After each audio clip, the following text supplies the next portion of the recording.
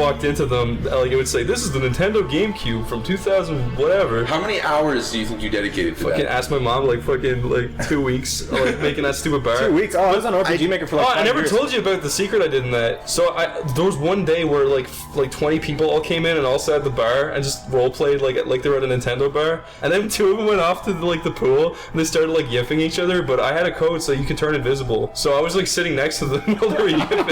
I was like watching all the stuff they were doing. Just like puts his dick into her ass, and I was just like hi, and then they both like left.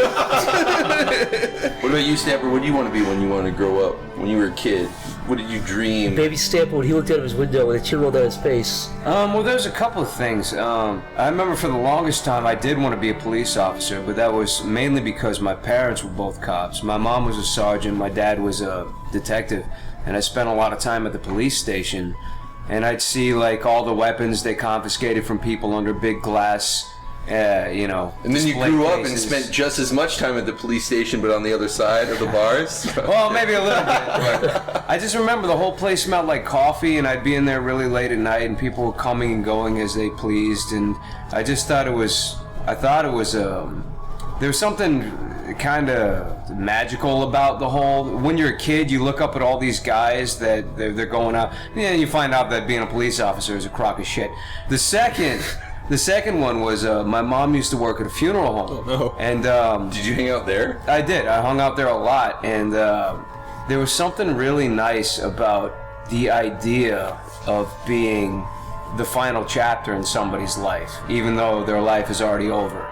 You're the person that manages all that. And it was a really peaceful environment, and people would come in and it was the Midwest, so they didn't handle things in the most professional way. They used to It's kind of like, well, I guess we'll do it this way. Well, I feel like I've talked about this before, but they used to just bring bodies in and kind of wheel them over to the corner, and you could just go up and see them before they were just there. Less precautions and kind of. Just kind of more loose. I thought the way you're saying, like they put him in a wagon. Because it's the Midwest, everyone kind of trusts each other. Exactly. It was very human, and it was very loose. Yeah. Where Rob just died. It's really unfortunate, and he's going to sit over there for a second. Do you think that shaped the way you want to go? Let me move on to number 3. And then for a really long time, I wanted to be a priest. Really? Because I had 2 pastors or 2 priests, Christian-wise, because I grew up really religious. I wouldn't say really religious, but I did spend a lot of time in church. Yeah. And my priests were great guys. And they used to pull me aside. They didn't fuck me or anything. I was going to say, the way you said that. Exactly. Pull me aside. But no, they always treated me like an adult, and they were always like, they never placated me or humored me or anything. We always talked to each other. Religion aside, it really had nothing to do with religion, especially in the Midwest. It's all God, quote unquote, but truthfully, it's more of a sense of, it's community. That's it. Afterwards, you go out, you have a picnic, you get ribs, you eat corn and shit. A lot of the churches I went to literally had like buff. You go to church, you go downstairs, there'll be fucking coffee and donuts everywhere. Exactly. And that's like God was an afterthought. It was more just getting everybody together. Yeah, definitely. To do, and he would sit up there and talk to you about like simple things, like, hey, if you feel bad about shit, then figure it out. It was never like you're going to. It was never Catholic in any way. It was all very peaceful. I don't know what determines which kind of priest you're going to get, but my religious experiences are either or. It's either they're like these really cool, like, hey, it'll come to you if it comes to you, and they'll be ready. And then the other one being, your grandfather, he's Buddhist, he's in hell, and you've only got how much time? You see, those are shitty priests. Yeah. I mean, the first option you gave, those were like the guys that I had. They were like, hey, do what you want to do, but listen, these are. It was more like a relaxing environment where if you were ever feeling bad, you would go to church. I think that's what Sleepy Cabin is. Not to be preached at, but to be like comforted, like, oh, everyone feels this way. It's great. Yeah, but I think that's something that I would like to believe we do. It's a place that you can go where people don't placate you. You can be yourself and all that kind of stuff. Yeah, I had a lot of respect for those guys. Well, the ones that I grew up with, at least. Yeah, the good ones. Well, I'll tell you what. I think it's because those, you only get those 2 kind of priests because being a priest kind of attracts those 2 types of people, right? Sure. Almost like a cop in a way, too. It's like you either get the people who really actually want to make the, right. And then you get the asshole bully weirdos who are like, just be a cop, I guess. Whatever. Yeah. So you get those 2 weird polar opposites, in a position of power, like with a priest too. Yeah, but if you're just like a legitimately nice guy that's looking out for for everyone, definitely, then you can't help but look up at him and like really respect him and say, you know what, I'd like to make people feel good. Yeah, I'd like to make people feel welcome. On a regular basis, you're going into a church or whatnot, and you see people in a room looking up to this person literally, and this person is also giving advice that is, helping people. Yeah. And the whole time the dude's breaking down race and like all these bullshit social barriers, and like we're all just a big family, and it was really cool. Yeah, because it's like a little community, exactly. Yeah, I'm actually wondering how many people. It's like a career in making people feel comfortable and just enjoying life. Yeah. It was nice. It was really nice. They must have a huge shortage of people who want to be priests now, like new people being priests, because they must be dying up. I mean, Christianity, it shouldn't be underestimated. It's still going strong. I feel. Yeah, but I don't know. I feel like maybe like the traditional kind of Catholicism here maybe is dying a little bit, but I mean certainly I know for a fact that this whole kind of like New Age. Not New Age, but this newer wave of like Protestants, that's definitely growing. Because my mom was Protestant, my dad was Catholic, so I had both, and I feel like the Catholics. Oh, you were a mudblood. Yeah, the Catholics were like they go downstairs, they were actually better in some cases, most cases, and the Protestant guys were a little bit like that, but they were like the guys in button-ups on stage going, Jesus is great, guys. He's my good friend. We talked last night. It was great, and they have the Jesus rock band. So that's the thing. And that second one is growing a lot. The whole Jesus kind of rock band thing, because they're trying to connect to the youth more. Yeah. Going into a place and going, God love you, that doesn't attract kids. That makes kids run away. Is that why they started that whole new? It bores people. It fucking you ready to fall asleep. Now they've got the new age Christian memes that they've been putting out and stuff like that. But unfortunately, trying to get the youth hooked. If you could do it right though, it is a roundabout way of getting human beings together, and that's it. Yeah, it has nothing to do with anything else. I remember all my church. And you couldn't do that in any other form. Like I couldn't just put an open call out to fucking all of Philadelphia and say, hey, let's just go talk and be humans. But there's like that little keystone up top that's like, oh yeah, it's religious, so you come in and it unites everybody under one immediately single thing. forget. Yeah, exactly. Yeah, which is hard to do. My church experiences was always the boring shit. People stand up there and talk, and then everyone's like, amen, in unison. You're just like... Yo, I'll tell you this much. It's like an island. If you got a preacher up there and he's not boring kids, then he's doing a good job. Yeah. Because he never fucking bored me. He was just a legitimately good guy. No, this guy is just like, he's up there and he's just like, and then God carried us out here. Amen. It's just like, I'm hungry. I think if... I think it's like with any job. If you're enthusiastic, if people see that you want to be there, they'll want to be there. You go, dude, you'll never guess what fucking Jesus did. People go like, whoa, what's going on? Well, not necessarily, Zach. Like, I guess he fucking crawled out of a hole or something. Not necessarily. Do you know those when you're older and those people come in to they're very enthusiastic about their job to sell drugs in school, don't do drugs. Oh, those anti-drug guys? Those anti-anything. Well, there's being cheesy and there's being enthusiastic. Oh, and let me clarify, no part of my upbringing or life, early age, had anything to do with art or voice acting or anything. You just got a fella do it? What I was thinking about was, a lot of it revolved around personality, and personality fell into art and animation because it's a way that you could do things like that. A good preacher is all personality.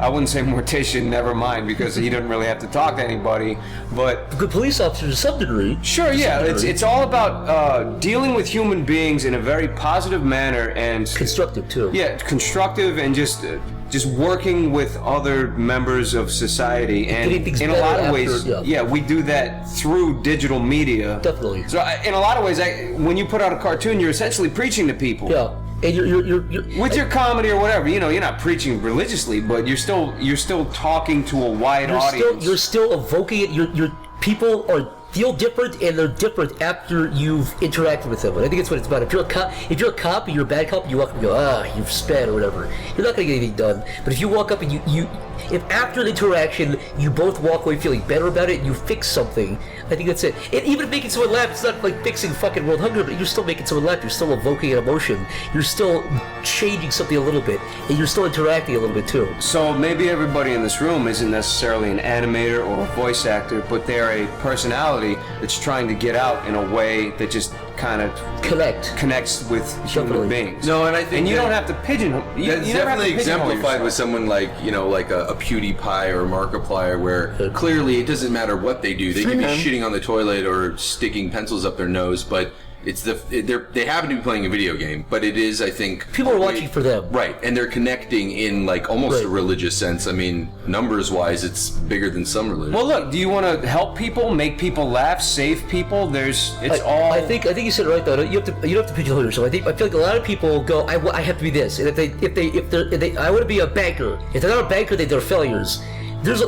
Chances are you can fit into a lot of different categories with the way you are. By being human. By being human, there you go. So if you don't work as a banker, hey, maybe you'd be a really good fucking, I don't know, script writer. Maybe you'd be a really good shoe salesman. There's a lot of different things you can do. Don't. That's not to say that anything's better than anything else. No, it's just whatever fits you the best, and whatever you're gonna excel at the best, and whatever you're gonna make society better doing the best. I like that. And if you get really fucking rich, I like how the money is a byproduct of doing what you feel you're good at and doing what you want to do. Yep. If money is your chapter 1, then you've already fucked up. Yeah. If you're looking to make money, then you're already failing. Yeah. Because it'll never be enough. There's no cap on when you're like, oh yeah, now I'm good.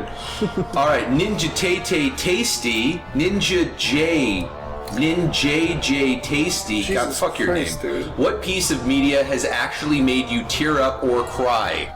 Fucking Titanic. Really? Chris is so serious too. Fine. Well, that was here. early. No, okay, the most recent. You thing. cried right when the credits rolled at the beginning, though. So I don't know if that counts. You actually Oh, have it to, did. like, She threw the amulet off the ship. yeah. I cried at Titanic when it first came out, so I was very young. But recently, You don't have to sugarcoat it. We're all men here. no, I'm trying to think of the most recent thing that made me actually. Okay, A Letter to Zachary definitely. I bawled like a You mean bitch. Dear Zachary? Yeah, A Letter to Zachary, Dear Zachary. Remember There's actually a letter from us on our. I feel like, sorry, I don't interrupt, but I feel like if something actually invokes enough emotion to make you actually like care, then it's done a good job. Because I've seen a lot of movies, I've even played a lot of games, I've like watched a lot of stuff that has made me like almost tear up. But it's because of the music choice, it's because of the dialogue and how you feel about the characters. Yeah. I can't really pinpoint the last time I really like broke down and cried, but I do say... Also, can I ask you this? Not cried, but definitely choked. You got that little thing in your throat. You're like, ooh, I feel that. Definitely movies. Actually, the first time, this is gonna sound really gay, but the first time I actually like kind of choked On a was... dick? That is gay. Yes, on a dick, and and made me gag and cry was Artificial Intelligence. That movie. I really. That Yeah, movie that made me movie- fucking sad when I Yeah, first that saw movie it. made me That really was so sad. when the parent- where it's like this little kid, he's just been wanting his mom the whole time. Yeah. He's literally dying, and he's brought back to life, and the only wish he gets a million years in the future is to spend one day with his mom. Yeah. That whole time, I was just like, I was fucking bawling. That I part was is young, sad. but that was really was sad. actually- Fox and the Hound made me fucking sad. That's Oh, really yeah. sad. That is fucking Where the horrible. red fern grows made me fucking cry in school. I had to hide Where the my red face. fur grows, yeah. I had to hide my face because I was fucking. My eyes were so red. I had my books over my head because I was so embarrassed. But man, that movie is sad. And all the jocks would call you a pussy, too. Well,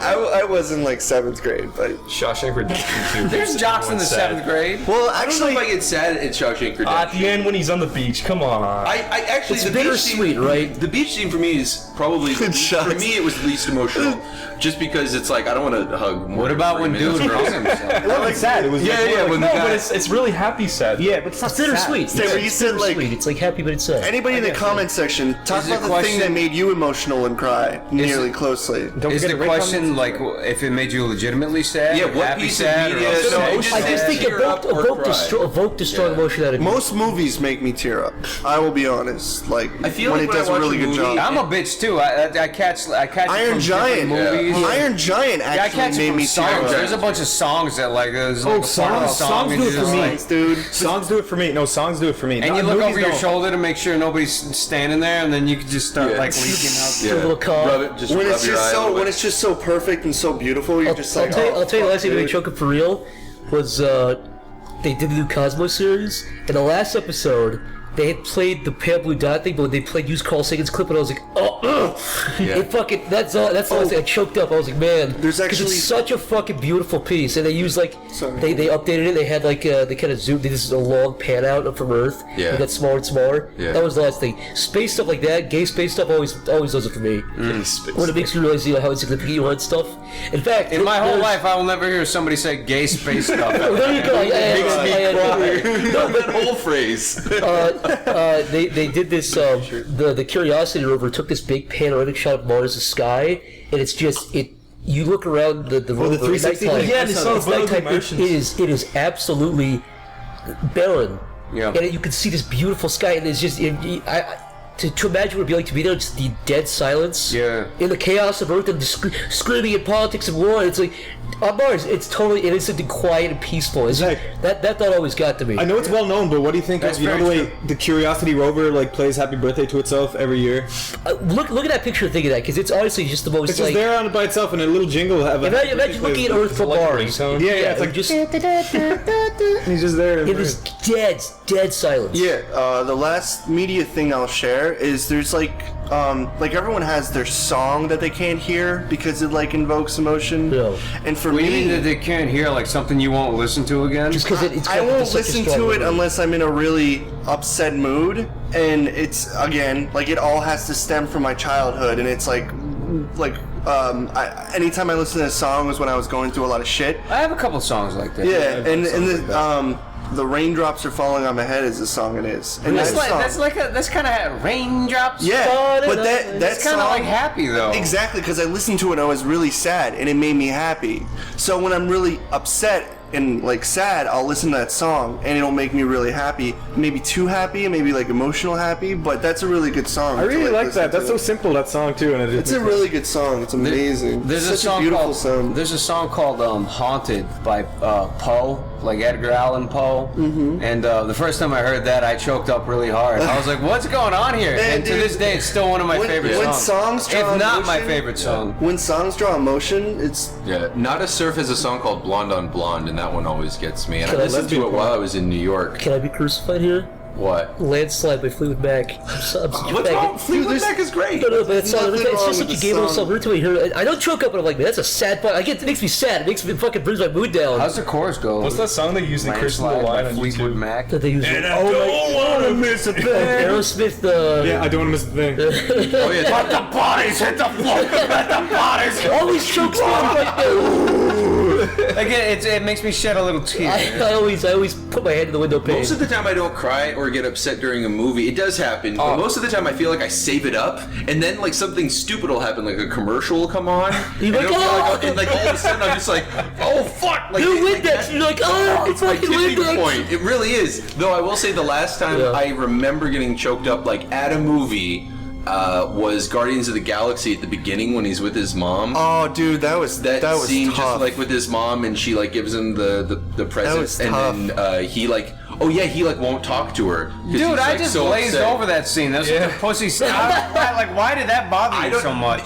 Maybe because I haven't. No, wait. Did you watch the movie first and then go back, and the second time you watched it, you got choked He's up saying because theater. you No, understood? no. I just saw a kid and his mom. You didn't even. You had no connection or cared about these people yet. Yeah. So why would it even bother you at that Because you know point? what? It caught me off guard. I didn't expect a movie to start that way. You don't expect the movie to start. I'll with say a this scene too. like that. I feel like a lot of this stuff can be choked up. It's not even the material. It's like how you're feeling anyways, and Right. it pinpoints it. You're like Right. it just narrows it down. Like if you hear a song and it's like talking about like something that happened in your life recently, and that's when it hits you. Or like a movie when it hits something, it usually hits the thing you're trying to forget about, and that's why it brings something out of you. Oh yeah, it You know what I funnels mean? all your emotions. Into into one like a- fucking pinpoint. Like, And then, you know what? And then everything you hear and see, all of a sudden, if something's to going it. on, relates to that. Absolutely. You know, it's always, God. And truthfully, when somebody's having a bad day, I always hear them say like, I'm done with this shit. I'm gonna go watch a movie. yeah. And that's like It's a like, good luck, minefield. dude. It's Yeah, like, yeah. I thought pick a the end good of it was movie. like sadder than the beginning when he like opens the cassette. Oh yeah, That's this- sad. That's good. So Yeah. the beginning made that sad, but yeah, when I first started, I was like, oh, it's kind of Is it- cliche. is See, it- I basically just blew my load 10 seconds into the movie, and then by the end of it, I was already You know what exhausted. You know what the saddest shit ever is? You fell Fucking- victim to focus groups and everything that made people sad. The saddest shit ever is fucking Frodo and Sam on the side of the mountain dying. That's the saddest shit ever. That is sad. Or fucking Harry Potter hugging Hagrid at the end of Harry Potter 2. Oh my god, yeah, that was sad. You know what's sad is Alex Murphy walking through his house to fight his family moved away. They thought he was dead, Chris. No, that's funny. Frodo, just the screen, Chris. Frodo and Sam were like, you knew they were gonna live anyways. I mean, there's. No, you didn't. He got his finger bit off. Yeah, but So what? That could have killed him. I read the book, so I didn't. I didn't know. I really didn't know. You really? Oh, you know what? I still get choked up every time the T-800 drops himself into the lava at the end T2? of T2. Yeah. He does the thumbs up and he goes in the lava. I have to watch it by myself though. I'm like, yeah, I'm just watching a movie. It doesn't really, because he does a little thump, and it's completely pointless. And Like, they play there's the no song reason- with Yeah, 'cause sad. we were watching it at the house the other day, and when that scene came up, Stanford was like, "Oh, I got to go check my messages," and went into the office. So I didn't know that was actually what was happening. I was crying. He was just crying. I was just crying. He was alone on the couch. Touching his forehead. I was a little He faggot. did so much. You said you were coming back. I was a little faggot. Like breakup songs worked on me when I went through a breakup. Well, No. it's funny. Whenever you're going through, no matter what you're going through, you'll see it everywhere. There's so many breakup songs. Either if you're in love, or if you're breaking up, or if somebody died or anything, you'll see it everywhere. You mean breakup songs like "It really sucks that I broke up," or breakup No, songs ones that like heartbreak ones. "Fuck you, I'm glad that we broke up"? Oh no, see, that was like a month after I listened to those ones. I was like, hey. I don't think it matters because it's like if you hear a happy love song the whole time like if let's say you go through a bad breakup hypothetically and you hear a song about love the whole time I'm just like you fucking idiot. And then when you hear a song about how love's shit you're just like No, yeah, I this guy don't knows. think. I don't think. I mean, I don't think the ones that be like, "Yo, fuck you." I don't think you've got any satisfaction in the ones, but the ones that are bittersweet in the way where it's like, you know, I think those are the ones that. You guys are that, putting on all the wrong songs after a breakup. Yeah, what's that one song? You have to put on like Bomb Bomb Battlefield, just totally unrelated. I'm not putting these on. These are finding me. Man. It sucks. Just like, And just don't even listen to the rest of it. I just keep pushing rewind as soon as he was done. not in your head. I just want that intro. look, you gotta put a Crazy Frog. But even a song like a thousand, I would walk 5,000 miles. Yeah, like even something like that. I'm listening. I'm like, you're a fucking idiot, dude. Yeah, it's like you pussy. You just wasted your time, Yeah. asshole. All right, next we've got from Lost Quotes. If you could steal one personality trait from someone else in the group, what would it be? Interesting. What's a personality trait? Anything that makes up a personality, like how happy someone is, or how hardworking someone is. Yeah, personality trait. I don't think a personality trait wouldn't be talent. It'd Though. be charm, yeah. or It would wit, be the or ability, humor. Responsibility or understanding or wanting to learn. Nick, I want to take your focus. focus. Yes. The way you can keep track of things and the way you're organized with things like that and the way you still commit to things, I need that. Give it to me. All yours. Put it I in my would pocket, save it for later. I would steal Chris's ability to learn different things very quickly. Yeah. Yeah, That's a Chris, great one. I would definitely steal that too. Thanks. I would get a sliver of that. I'd be like, Steal a dude, slice I of that. have a thing about that. I never like when I first moved in with Chris. I'd never think of like just being able to like learn how to like make a game or something. Like now he just does it. So then I was like, wait, I'll just do it. He's like, why don't you just like learn how to do it? Just do it, yeah. Because I thought you have to go to college to do like all this shit. I'm like, There's like millions can't do of it. YouTube is the tutorials best online. college ever. Yeah. I learned everything. Corey's the best animator in this group, hands down. I'll say that safely. And Corey, you're self-taught completely. You are. You just learned everything just from like looking stuff up and from figuring looking stuff at out. people. I think, dude, I've seen people with degrees in college. Yeah. Degrees who are fucking garbage. And I'm not good myself, but if you want to learn something, you're gonna learn it anyways. If you go to college with the expectation you're just gonna go through classes and get better, but you have no drive to get better, you're not gonna get better. If I just steal one trait from one of you guys, well, we've said a bunch of other people, so I feel like it's good to spread things around. I either take Zach's general intelligence or Stamper's ability to... What's that? Can I get like half and half of everybody just to try it out? Yeah, everyone just pee into a cup and Corey drink it. I will absorb all your. You're not gonna get any other traits, but you still just. Well, no, I mean, yeah, so it's either Zach's just general knowledge of just so many different things. And I know that's something I could work on, but like I feel like you retain stuff really well. Thank you, man. And despite the fact that I do read a bit, I don't feel like I retain very much. That was one of the biggest problems I had in college was that I had to memorize scripts all the time, and I have friends today that can like just rip out lines from plays we did together. I cannot remember one word. I cannot. That's human nature. You're retaining things that are important to you as a person. Yeah, I'll tell you what, if I read something I didn't care about, it would just all go. Like, the fact that I'm enthusiastic about it is why I know about it. Bingo. You know what I mean? Because I went through school. I'll say this, like, I was terrible at math. I failed 2 years in a row. I passed high school. Same stuff. here. Passed high school stuff, but I Didn't can't do do that. that. But for example. When I went to astronomy class, I went in there, didn't study once because I already knew everything. I got A's on all my tests. But again, in other subjects, I studied hard, fucking did poorly.